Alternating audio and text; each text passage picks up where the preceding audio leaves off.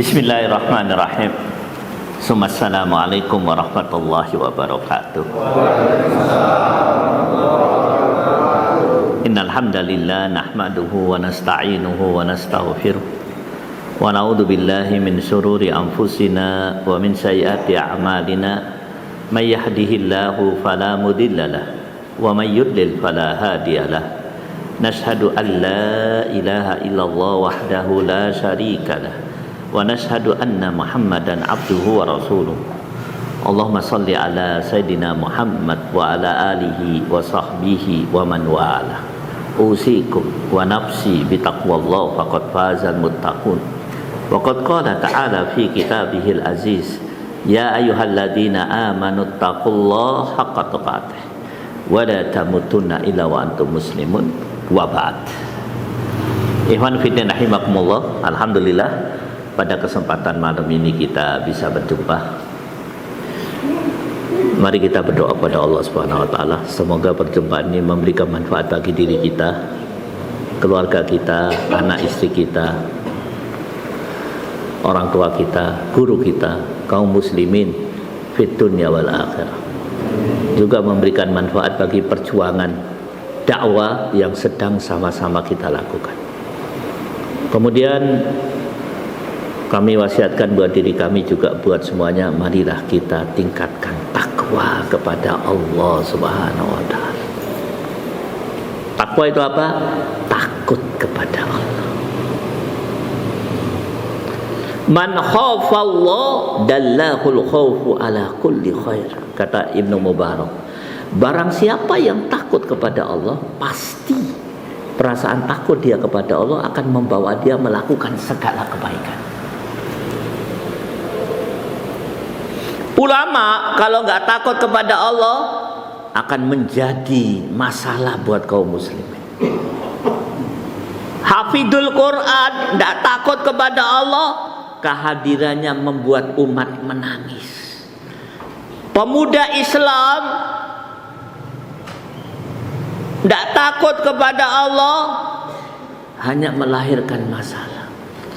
Tapi barang siapa yang takut kepada Allah, maka Allah akan menempatkan dia pada tempat yang tepat dan akan memberikan dia kebaikan, betapapun kecilnya kebaikan tersebut. Maka pertama kali saya wasiatkan buat diri saya juga buat Anda sekalian, marilah kita selalu bertakwa kepada Allah Subhanahu wa taala. Kemudian selanjutnya, takwa itu banyak cirinya, banyak tandanya. Makin banyak ciri takwa yang kita kumpulkan, makin tinggi derajat takwa kita. Tapi sebaliknya, makin sedikit ciri takwa yang bisa kita kumpulkan, ya makin rendah derajat takwa kita. Pada kesempatan kali ini kami akan menyampaikan satu dari sekian banyak ciri orang yang bertakwa. Satu. Apa ciri orang yang bertakwa? Orang yang bertakwa di dalam kehidupannya di dunia hanya takut pada satu keadaan. Orang yang bertakwa tidak takut mati. Mati jumpa kekasih Allah Subhanahu wa taala. Orang yang bertakwa tidak takut musibah. Musibah nambah pahala.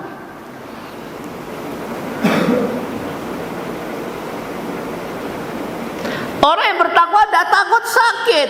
Sakit perontok dosa. Orang yang bertakwa tidak takut umur panjang. Umur panjang, peluang untuk beramal makin banyak. Terus apa yang ditakutkan oleh orang yang bertakwa? Hanya satu saja. Apa itu? Ad-dolalah, kesesatan. Anda tahu Umar bin Khattab radhiyallahu anhu, the best of the best, pahlawan Islam nomor wahid. Apa yang ditakutkan oleh dia? Bukan musuh, bukan mati. Yang ditakutkan kesesatan. Dia kalau keluar rumah, dia jumpa seorang sahabat yang namanya Hudzaifah ibnul Yaman, dikejar oleh beliau. Kemudian sambil menangis, beliau bertanya kepada Hudzaifah, ini Hudzaifah ini seorang sahabat yang punya keistimewaan. Apa keistimewaannya? Dia tahu ini orang mukmin, orang munafik, orang lurus, orang sesat. Dia tahu. Diberi ilmu oleh Allah. Jadi di kota Madinah kalau ada orang meninggal, orang lihat Hudzaifah. Kalau Hudzaifah menyolatkan berarti mukmin. Kalau Hudzaifah tidak menyolatkan berarti munafik. Itu Umar kalau jumpa Hudzaifah dikejar Hudzaifah. Ya Hudzaifah, as-sammani nabi minal munafikin. Hudzaifah, tolong beritahukan kepada saya, apakah Nabi memasukkan aku di dalam daftar orang munafik, orang-orang yang sesat? Sambil menangis Hudzaifah menjawab, la ma sammakan Nabi minal munafikin. Wahai Umar, kekasihku, kawanku, Nabi tidak pernah memasukkan kau di dalam daftar orang-orang yang sesat, orang-orang munafik. Dan ini mewakili sahabat yang lain. Apa yang ditakutkan oleh sahabat? Kesesatan. Hasan Basri berkata, ma khaufahu illa mu'min wa ma aminahu illa munafik. Tidak ada yang takut kepada kesesatan kecuali orang mukmin, dan tidak ada yang merasa aman daripada kesesatan kecuali orang munafik. Maka sekali lagi saya katakan kepada Anda, ciri orang yang bertakwa adalah takut sesat. Ustaz, apakah orang Islam bisa sesat? Biarlah Allah yang menjawab. Allah Subhanahu wa taala berfirman di dalam surat Maryam ayat 59. Mau dicatat. Sudah tiba saatnya kita jadikan pengajian ini universitas, bukan sekedar rekreasi religi. Dicatat. Hari ini Anda mendengar, besok Anda harus ngisi. Hari ini Anda anggota, besok jadi komandan.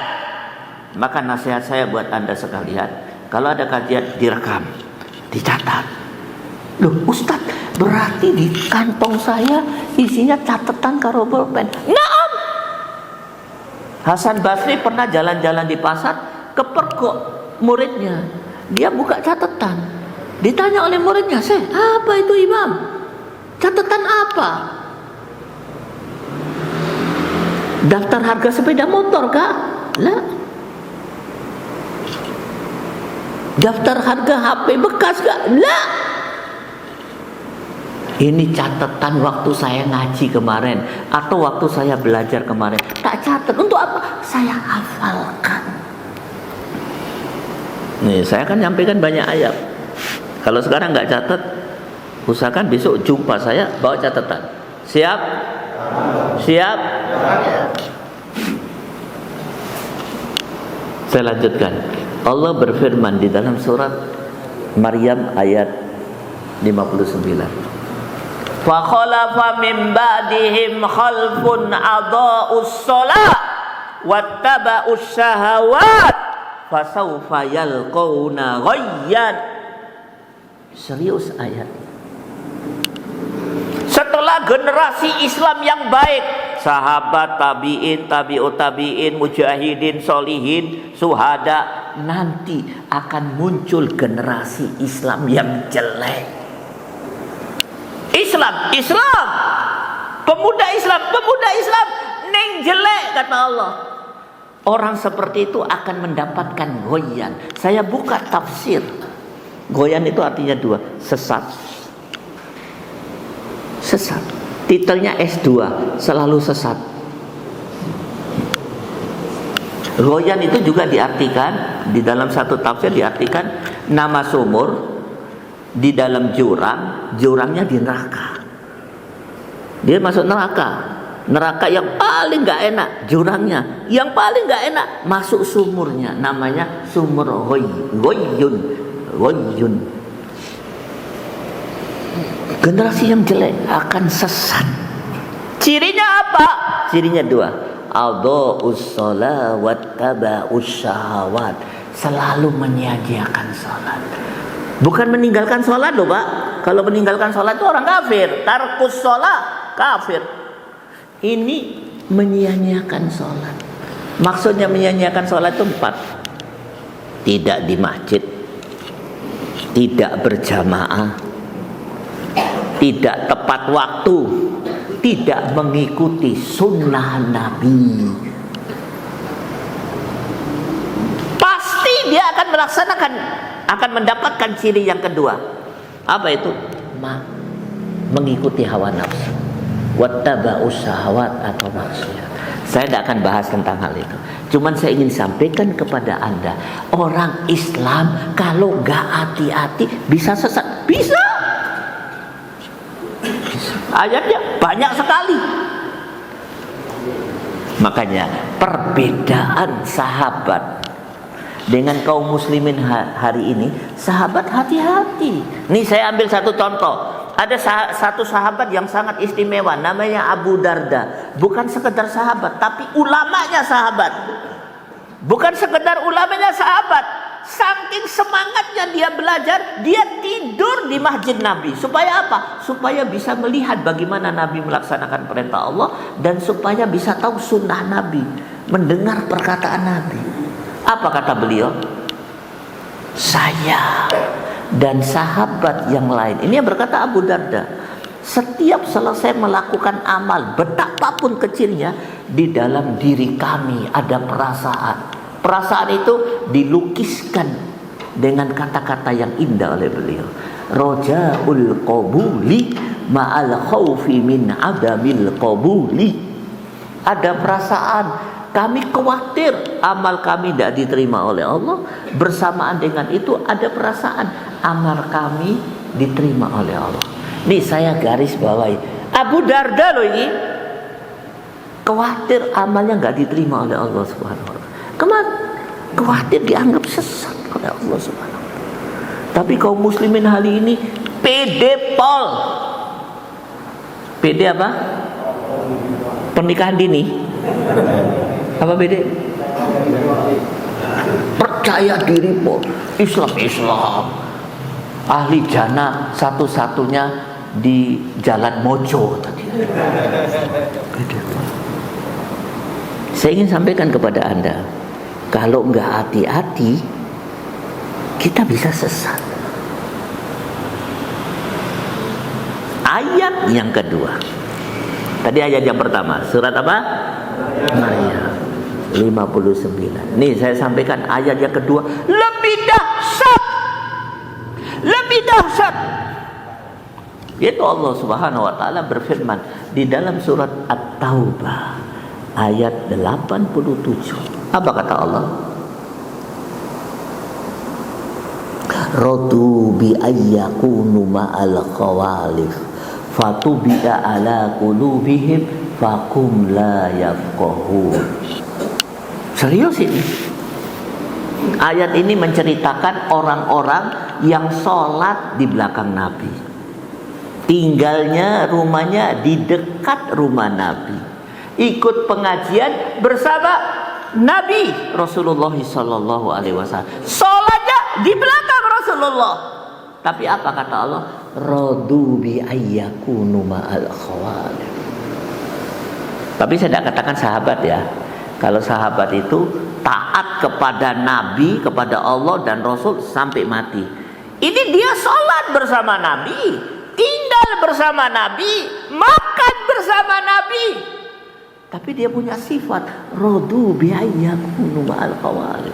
Pada saat itu Rasulullah memerintahkan, "Ndang siap-siap berangkat perang. Kita mau menghadapi musuh Islam, musuh kota Madinah, musuh negara." Siap-siap.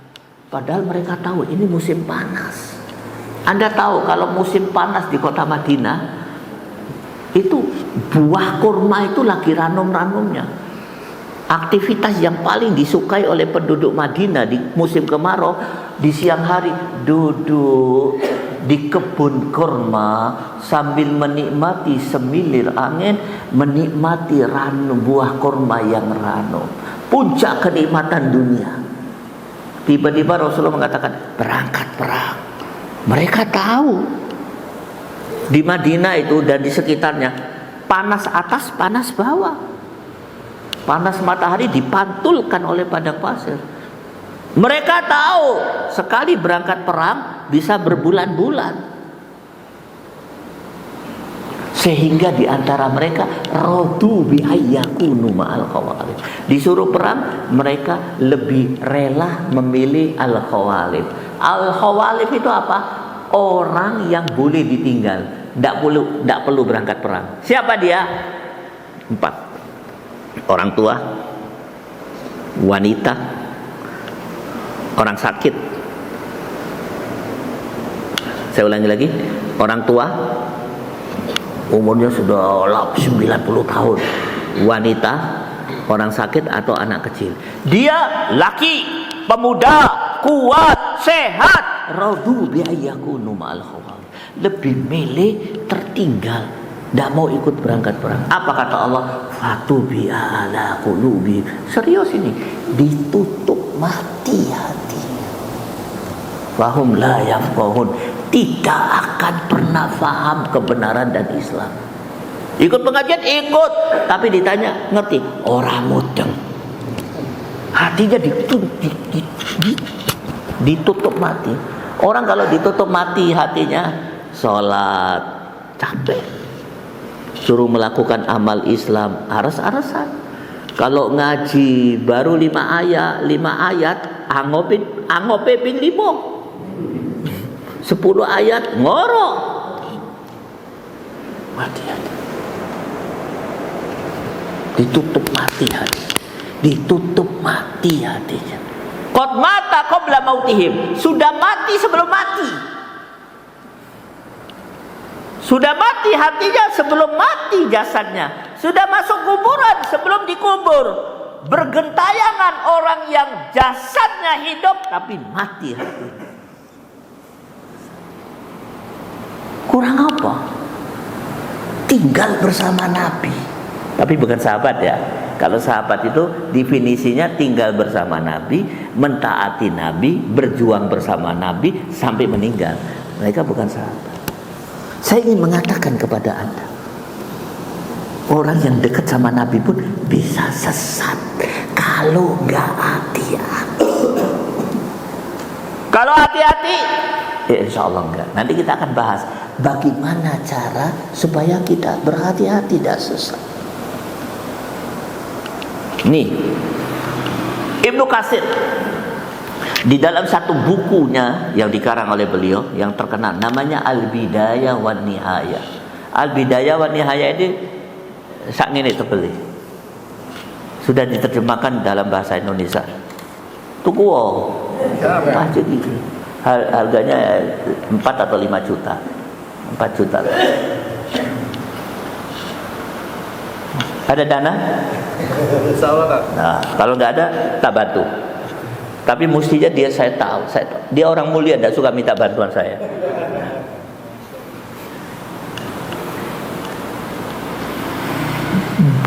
Di dalam buku ini Ibnu Katsir tentu yang dicantumkan yaitu kisah-kisah besar yang dilakukan oleh orang besar.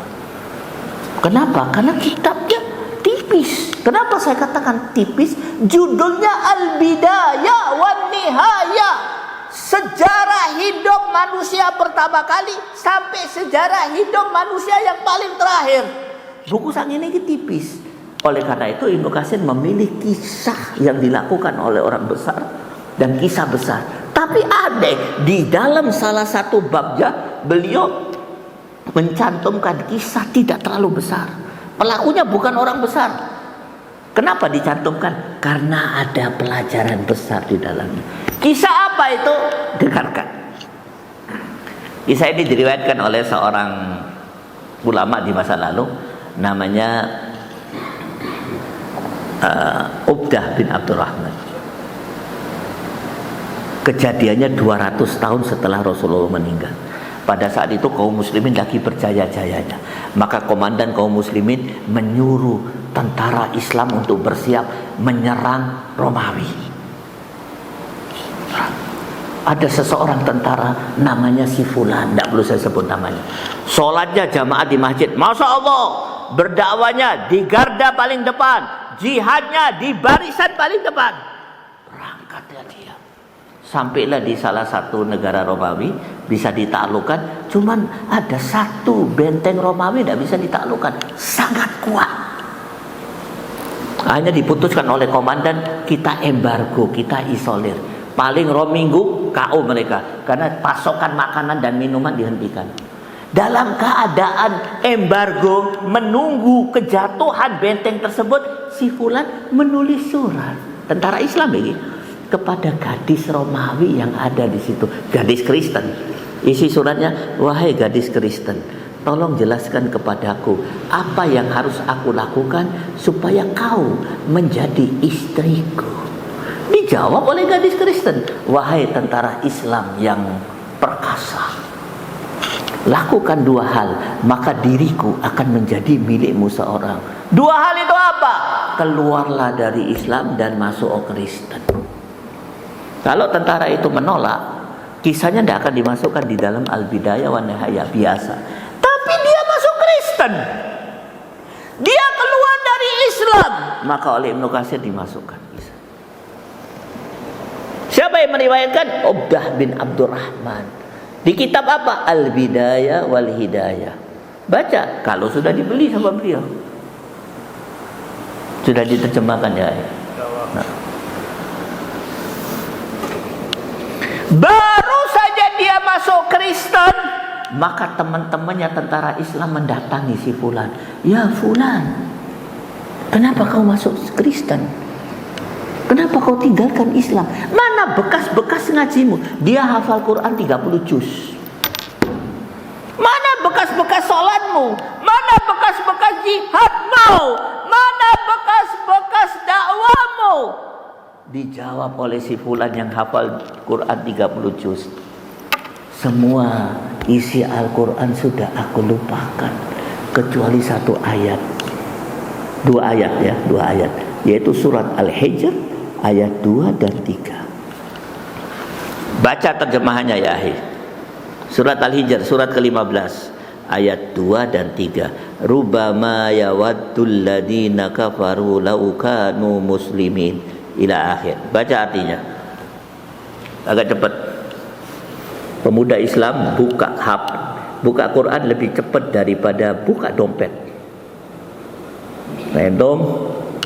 Dan saya sarankan, kalau kita serius baca Al-Quran, bawa Al-Quran lebih bagus daripada HP. Maksudnya Quran HP. Ya, saya bawa Quran terus. Ustaz, kantong saya kecil, kau jahit kantong yang gede. Paham toh? Atau ada Quran yang kecil? Baca. 2. Agak cepat, jangan buang waktu. Nah, cepat. Nah, bisa lah. Naam, yang keras, yang keras. Ayat 2 dan 3. Orang kafir itu kadang-kadang nanti di akhirat menginginkan sekiranya mereka dahulu di dunia menjadi orang Muslim. Nah, kelas. Cukup. Rubama yawaddul ladina kafaru law kanu muslimin. Jelas ayat ini. Nanti kalau orang kafir ketemu Allah, tidak ada yang dilakukan kecuali 1, penyesalan. Tidak ada yang disesalkan kecuali 1, kenapa aku tidak menjadi orang Islam selama hidup di dunia? Kenapa si fulan membaca ayat ini? Tidak ada tujuan dia kecuali 1, dia ingin menyampaikan kepada teman-temannya, aku menyesal kenapa aku tinggalkan Islam dan menikah dengan Kristen, wanita Kristen ini, wanita Romawi. Nasi sudah menjadi bubur. Penyesalannya terjadi pada saat dia berada di puncak kenikmatan pernikahan, bulan madu. Biasanya orang nyesal itu menyesal tua atau di alam kubur. Menyesalnya pada saat berada di puncak kenikmatan bulan madu. Saya ingin menyampaikan kepada Anda, hafid Quran, mujahid, kalau nggak hati-hati bisa tergelincir, bisa sesat.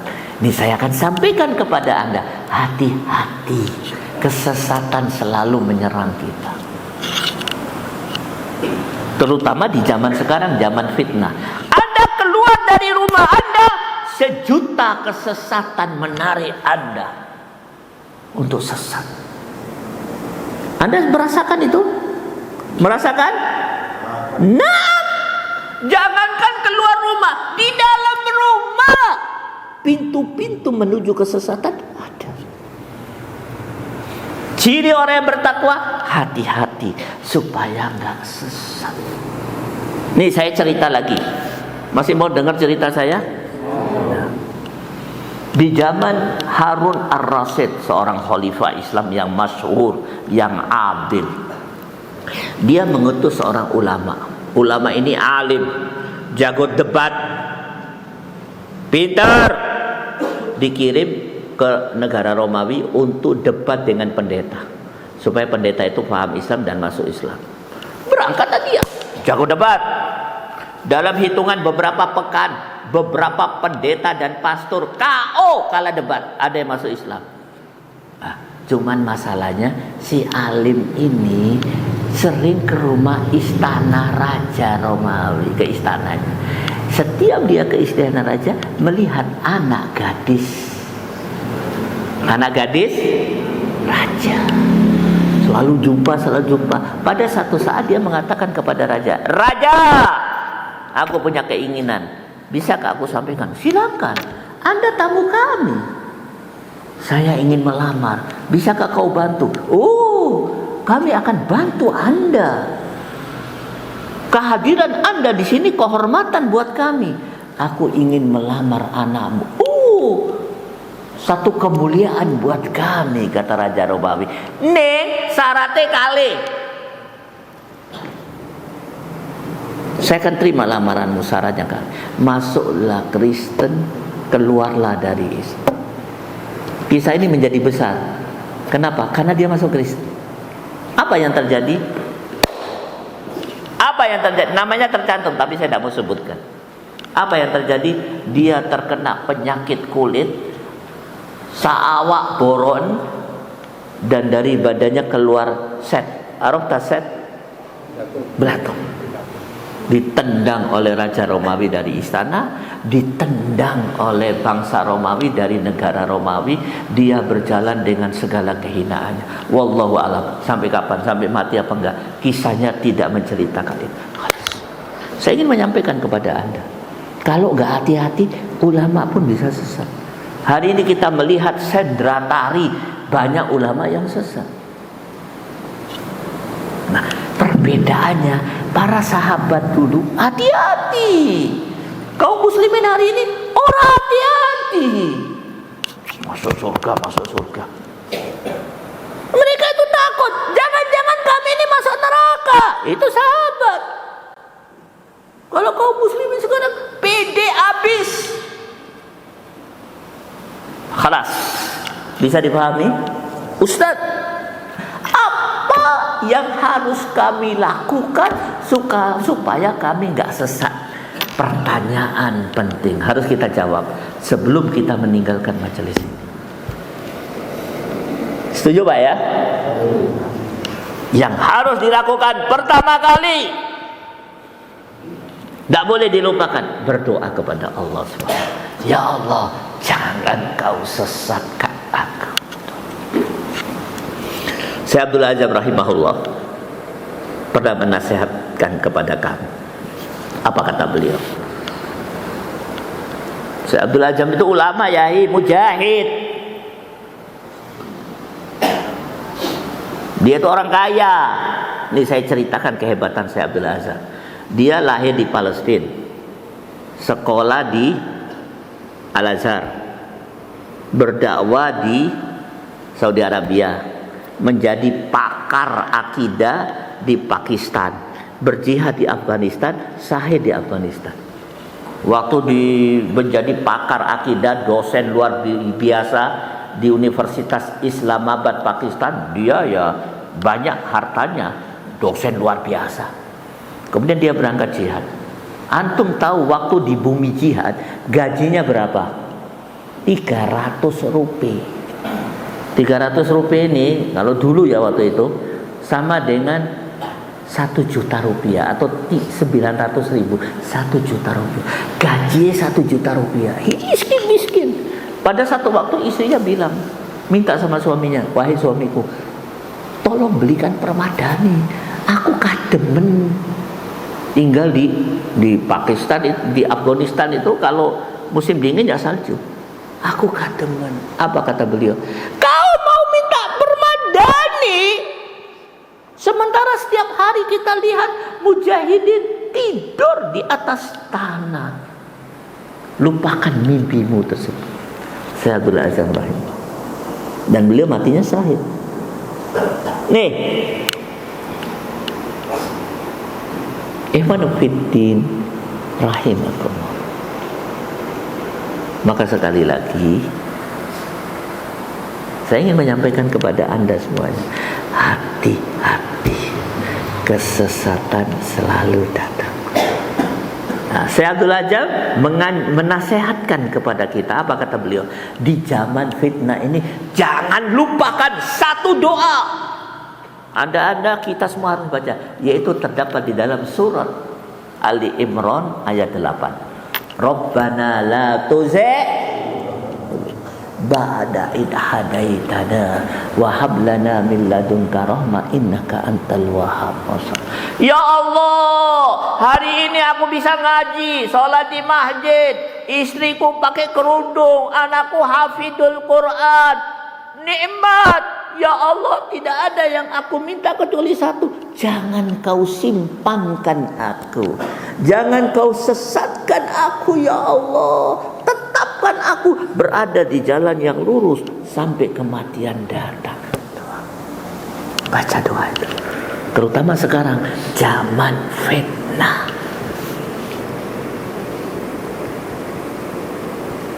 Doa yang lain ini dianjurkan oleh Rasulullah, disunnahkan oleh Rasulullah. Jangan lupa 3 doa. Kalau dibaca setelah sholat bagus, dibaca waktu sujud bagus sekali, dibaca waktu sahar, waktu sahur sebelum subuh bagus sekali. Doanya jelas. Rabbana Allahumma inna nas'aluka husnal khatimah. Ya Allah, aku minta akhir kehidupanku husnal khatimah. Setelah itu mati. Husnul khatimah, puncak kenikmatan yang ada di dunia. Husnul khatimah. Ada seorang ulama, ada yang mengatakan dia Imam Syafi'i, tapi ada yang mengatakan bukan. Waktu dia meninggal, dia baca satu ayat, wa fi dzalika falyatanafasil mutanafisun. Setelah itu la ilaha illallah Muhammadar Rasulullah, meninggal. Menurut ulama husnul khatimah. Kenapa? Dia baca satu ayat. Ayat itu adalah potongan dari serangkaian ayat yang terdapat di dalam surat Al-Mutaffifin ayat 22 sampai 26. Bunyi ayatnya nikmat. Saya baca ayatnya. Innal abrara lafi na'im alal araiki yandurun ta'rifu fi wujuhihim nadratan na'im yusqawna min rahiqim makhtum khitamuhu mis wa fi dzalika falyatanafasil mutanafisun. Dia akhir kehidupannya mengatakan wa fi dzalika falyatanafasil mutanafisun. La ilaha illallah, meninggal. Ayat ini artinya nanti sampai di rumah dibaca, Pak. Surat apa? Al-Mutaffifin. Anak kita hafal semua itu. Ayat 22 sampai 26. Apa bunyinya? Sesungguhnya orang yang berbakti masuk di dalam jannah yang penuh kenikmatan. Dia duduk di pemandangan yang indah, bersandar. Duduk bersandar melihat pemandangan. Nampak di wajah mereka wajah orang yang mendapatkan kesenangan yang besar. Mereka dikasih minuman dari khamar yang terpilih, diletakkan di dalam satu botol atau tempat, bersegel segelnya minyak kasturi. Yahi, kalau kita minum air yang dibuang pertama kali apa? Segelnya, orang penting. Segelnya minyak kasturi. Di dalam satu hadis Rasul mengatakan satu tetes minyak kasturi yang ada di jannah jatuh ke bumi, satu tetes, bumi wangi kabeh. Mulai dari pasar Kliwon sampai pasar Klewer, wangi kabeh. Mulai ujung barat, ujung timur. Wah, segelnya kasturi. Botolnya kayak apa? Obatnya kayak apa? Nggak kepikir. Wa fi dzalika falyatanafasil mutanafisun. Untuk mengejar itu semua sepantasnya lah kalian berlomba-lomba. Husnul khatimah. Minta, ya Allah, aku minta husnul khatimah. Ojo kuali. Ya Allah, berikan aku Pajero edisi terbaru. Orang penting Pajero. Jangan-jangan dengan Pajeronya bawa ke neraka. Husnul khatimah. Yang kedua, Allahumma rzuqna taubatan nasuhan qoblal maut. Ya Allah, beri rezeki aku tobat nasuha, tobat yang ikhlas dan kau terima tobatku setelah itu aku meninggal. Masya Allah, nikmat, nikmat. Doanya. Yang ketiga, Allahumma ya muqallibal qulub tsabbit qulubana ala dinik.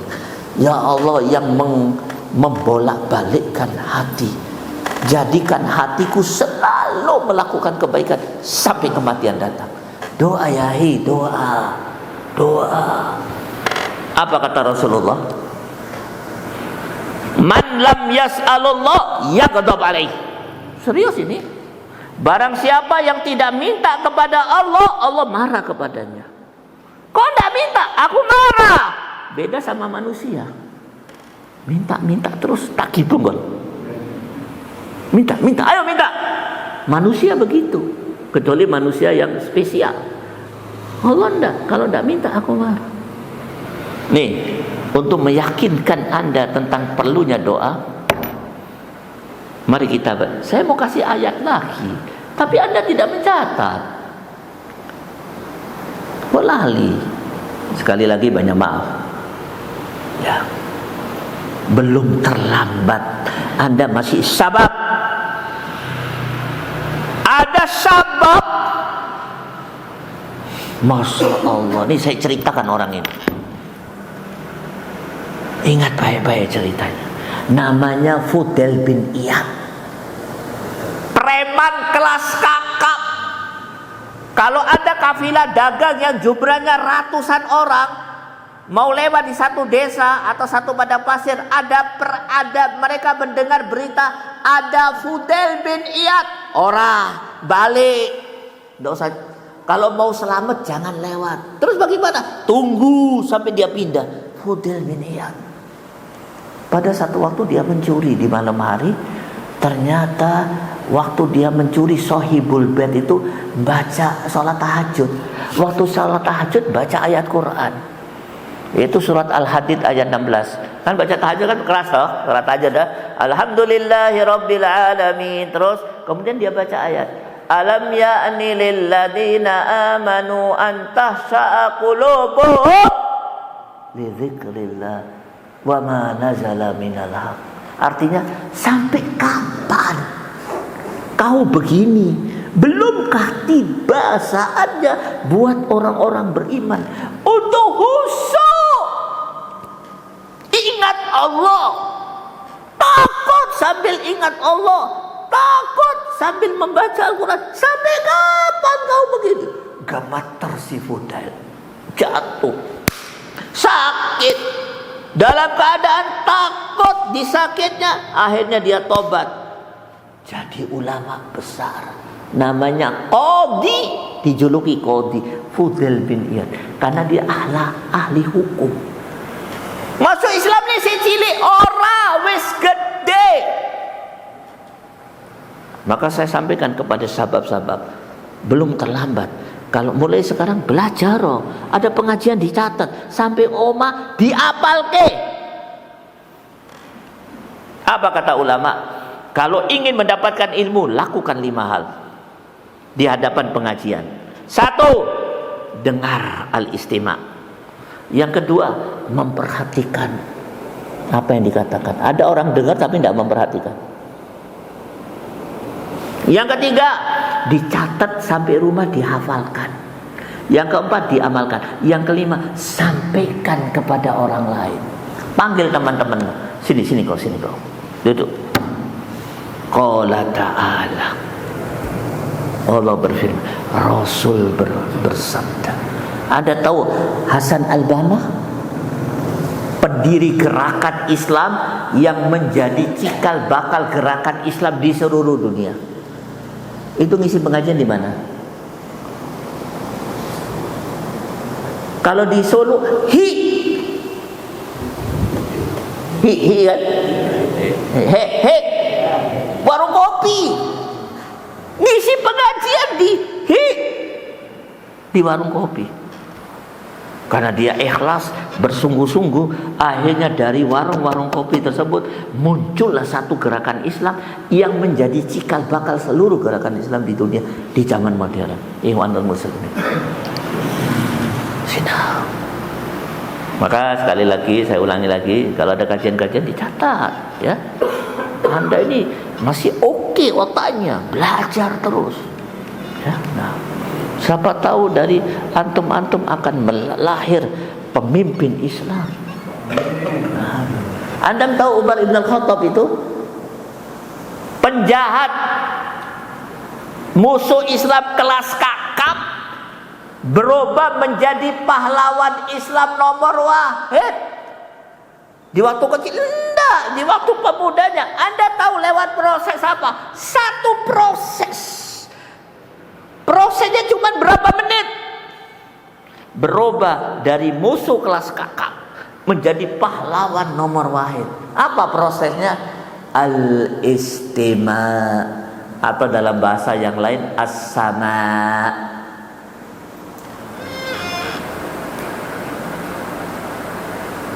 Yaitu mendengar. Dia ini sudah bawa pedang, bawa pedang. Digeret pedangnya. Krek. Ditanya oleh sahabat, mau kemana Umar?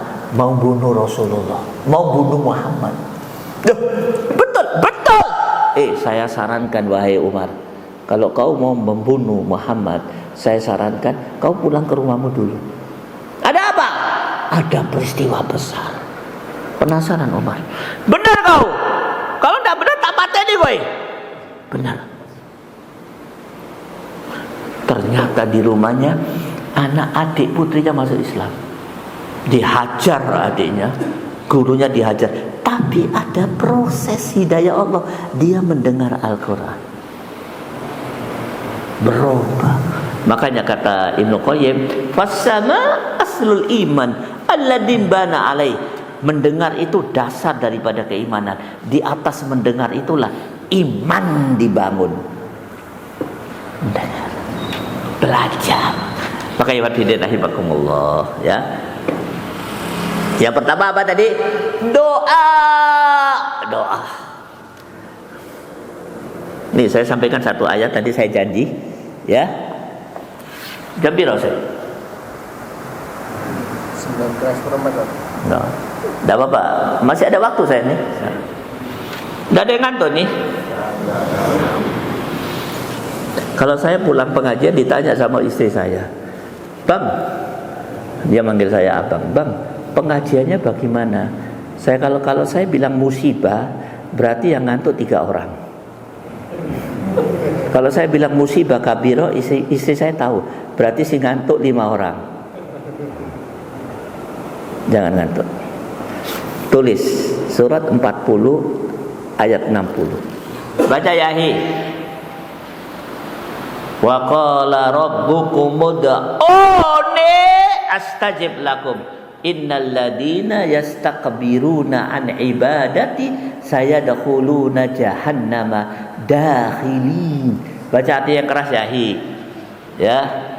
Sengaja saya mengajak Anda buka Al-Quran. Ayat berapa? Surat berapa? Surat 40 ayat 60. Baca ya. Surah.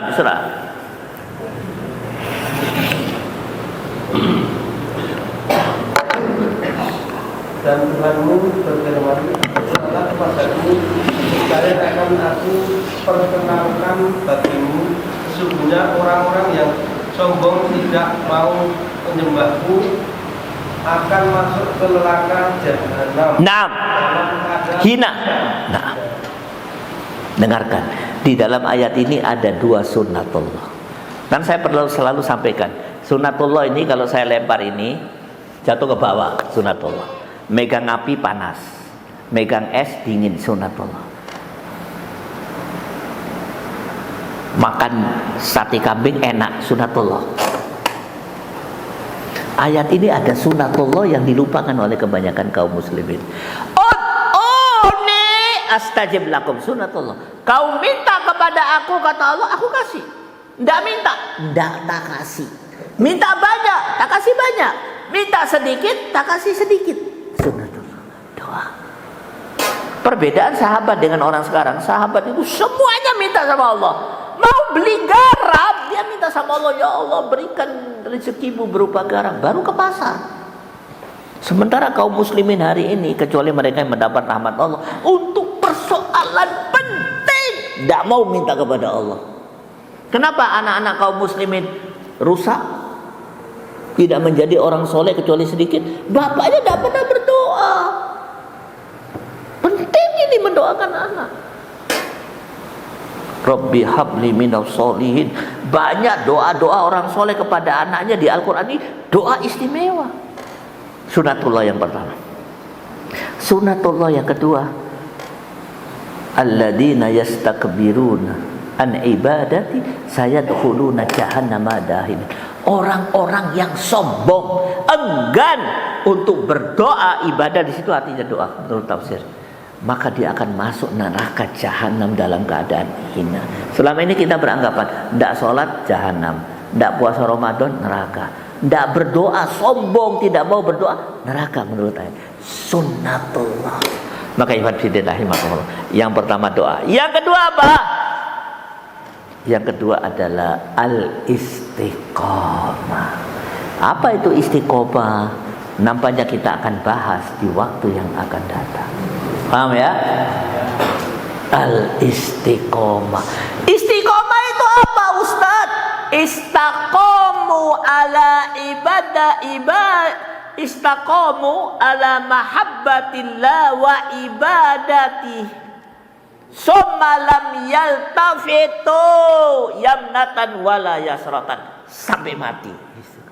Tetap cinta kepada Allah, tetap ibadah kepada Allah, tidak menyimpang sedikit pun ke kiri dan ke kanan sampai kematian datang. Istiqomah. Pantas. Waktu seorang sahabat datang kepada Rasulullah, sahabat ini mengatakan, ya Rasulullah, kulli fil Islam qaulan la as'alu ahadan ghairak. Ya Rasulullah, tolong definisikan kepada saya tentang Islam dengan definisi yang gampang, orang ruwet. Kemudian definisi itu saya pahami, saya pegang, kemudian saya meninggal, masa jannah. Ini sahabat ini mewakili orang awam. Pokoknya gampang, tidak mau tanya orang lain lagi, aku pegang, masuk surga. Jawaban Rasulullah top. Islam niku, kata Rasulullah, kalimawon. Kul amantu billah summa astaqim. Dua saja. Yang pertama, kau beriman kepada Allah. Yang pertama sudah kita lakukan. Dari ujung sana sampai ujung sudah melakukan. Sudah. Tinggal diperbaharui. Yang kedua ini yang berat, banyak orang tidak melakukannya. Kecuali mereka mendapat rahmat Allah. Istiqomah. Tetap cinta kepada Allah sampai kematian datang.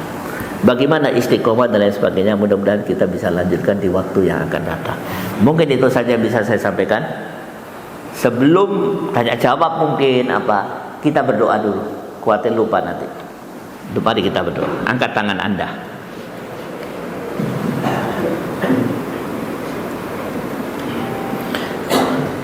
Alhamdulillahirabbil alamin. Alhamdulillahirabbil alamin. Alhamdulillahirabbil alamin. Allahumma salli ala Muhammad wa ala ali Muhammad. Allahumma salli ala Muhammad wa ala ali Muhammad. Allahumma salli ala Muhammad wa ala ali Muhammad. Ya Hayyu ya Qayyum. Ya Hayyu ya Qayyum. Ya Hayyu ya Qayyum. Ya Dzal Jalali wal Ikram. Ya Dzal Jalali wal Ikram. Ya Dzal Jalali wal Ikram. Rabbana dhalamna anfusana wa illam taghfir lana wa tarhamna lanakunanna minal khasirin. Rabbana la tuzigh qulubana ba'da idh hadaitana wa hab lana min ladunka rahmah innaka antal wahhab. Allahumma alif baina qulubina kama alafta baina qulubil muhajirin wal ansar. Rabbana hab lana min azwajina wa dhurriyyatina qurrata a'yun waj'alna lil muttaqina imama. Rabbana hab lana minas solihin. Allahumma inna nas'aluka husnal khatimah. Allahumma arzuqna taubatan nasuhan qabla al-maut. Allahumma ya muqallibal qulub tsabbit qulubana ala dinik. Rabbana afriq alaina sabran wa tsabbit aqdamana wansurna 'alal qaumil kafirin. Allahumma arzuq Allahumma ansur mujahidina fi Palestin. Allahumma ansur mujahidina wal muslimina wal mustada'afina fi Palestin. Allahumma ansur mujahidina wal muslimina wal mustada'afina fi kulli makan wa fi kulli zaman. Rabbana atina fid dunya hasanah wa fil akhirati hasanah wa qina adzabannar. Subhana rabbika rabbil izzati amma yasifun wa salamun alal mursalin walhamdulillahi rabbil alamin. Mungkin ada yang mau ditanya, saya langsung lewat antum, langsung. Ada yang mau ditanyakan silakan. Silakan ya saya. Assalamualaikum warahmatullahi wabarakatuh. Salam. Ismukal Karim. Nama? Nama? Asim. Nasir. Fadal ya Nasir. Barakallahu fiik. Yang dimaksud memegang sunnah seperti memegang bara itu gimana? Terangkan. Ya. Khalas. Megang bara itu kan berat, panas, sakit, tidak enak. Maksudnya memegang sunnah seperti memegang bara pada saat dia berada di komunitas, di masyarakat yang membenci sunnah. Maka pada saat dia memegang sunnah, semua orang membenci dia, mencela dia, menghina dia. Berat memang itu, seperti beratnya orang megang bara. Yaitu dia berada pada satu keadaan, satu komunitas yang tidak setuju dan membenci apa yang dia lakukan pada saat memegang sunnah. Maka itu diartikan seperti memegang bara. Wallahu a'lam bishawab. Wadih? Khalas? Ada lagi? Barakallahu fiik. Ismukal Karim Wahyudi. Apa? Rakyat-rakyatnya biar istiqomah dalam menuntut ilmu selain berdoa. Naam. Ini kelihatannya bagian keamanan bagus nih ya. Kiat-kiat supaya istiqomah menuntut ilmu, bisa menuntut ilmu terus, bisa mendapatkan manfaat dari ilmu sampai kematian datang. Gitu kan? Pertama, dia harus yakin betul bahwa menuntut ilmu itu adalah kewajiban. Rasulullah langsung mengatakan, "Thalabul ilm faridatun ala kulli muslim." Harus yakin. Kalau dia nggak yakin, dia tidak semangat menuntut ilmu. Bukan sambilan, ini faridah. Anda tahu al-barnamis al-yaumiyah al-muhimma inda sahabah, program hidup keseharian dalam keseharian sahabat yang paling penting yang dilakukan oleh sahabat, menuntut ilmu Islam. Sementara kaum muslimin hari ini, kecuali mereka yang mendapat rahmat Allah, perintah Allah yang paling banyak ditinggalkan menuntut ilmu, kecuali mereka yang mendapat rahmat Allah. 2. Imam Syafi'i pernah mengatakan, laisa ba'dal faraid afdalu min talabul ilm. Tidak ada amal yang paling utama setelah faraid, sholat apa, melebihi menuntut ilmu. Tapi kenapa kaum muslimin tidak melakukannya? Dia buang waktunya untuk hal yang sia-sia. Jadi menanamkan itu ke dalam dadanya penting. Yang kedua, nih ini yang lebih lagi. Pada saat ahli neraka dimasukkan ke dalam neraka, mereka menyesal. Anda tahu apa penyesalan ahli neraka? Biarlah Allah yang menjawab. Catat nanti sampai rumah dibaca. Surat Al-Mulk ayat 10. Wa qalu law kunna nasma'u aw naqilu ma kunna fi ashabis sa'ir. Loh, waktu ahli neraka dimasukkan ke dalam neraka, jeblang, enggak enak loh neraka ini. Mereka mengeluarkan dua pernyataan. Lau kunna nasma'u au na'qilu. Ya Allah, kalau kami mendengar, maksudnya mendengar itu belajar, maka kami tidak bakalan masuk neraka. Sayang 1000, sayang kami tidak mendengar dan tidak membaca, tidak belajar. Mendengar itu mewakili belajar. Au na'qilu, kami tidak memikirkan. Kalau kami memikirkan, kami tidak bakalan masuk neraka. Memikirkan apa? Memikirkan ilmu. Apa yang dimaksud? Apa yang disesalkan oleh ahli neraka? Mendengar dan memikirkan apa? 3. Al-Quran. Tidak pernah mendengar Al-Quran dan memikirkan Al-Quran. Tidak pernah mendengar dan memikirkan hadis Nabi. Dan tidak mendengar memikirkan penjelasan ulama tentang Al-Quran dan hadis Nabi, atau penjelasan salaf-salaf. Ini semua inti daripada ilmu. Kalau itu tertanam di dalam hatimu, itu yang disesalkan ahli neraka tidak belajar ilmu, maka dia akan istiqomah belajar. Cukup itu aja ya. Ada lagi yang lain, cuma cukup 3 saja. Kalau Anda bawa catatan, kita bisa buat 10. Nah, besok-besok bawa catatan. Khalas. Terakhir masih ada lagi. Ismukal Karim, Pak Sigit. Kelihatannya kita pernah jumpa lah dulu, enggak ya? Silakan Pak Sigit. Kita semua bahwa ada 2 lubang yang akan memasukkan kita ke dalam neraka, yaitu lubang mulut dan lubang hidung. Ya. Yang pertama disebutkan lubang. Bagaimana cara kaum muslimin sekarang untuk berhati-hati dalam ya, fudul.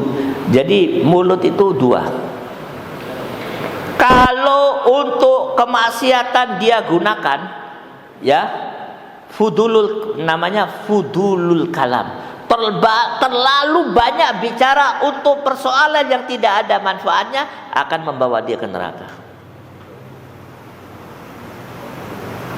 Tetapi kalau dia bisu untuk membicarakan kebaikan, bisa membawa dia ke neraka. Paham ya? Jadi tergantung apa yang mau kita bicarakan. Kalau itu al-haq, ngomong. Bahasa Solo ya, ngomong. Ya, Surabaya lah. Ndang ngomong al-haq. Qala ta'ala, qala Nabi, ya ahi jangan minum khamar, ya ahi salat 5 waktu.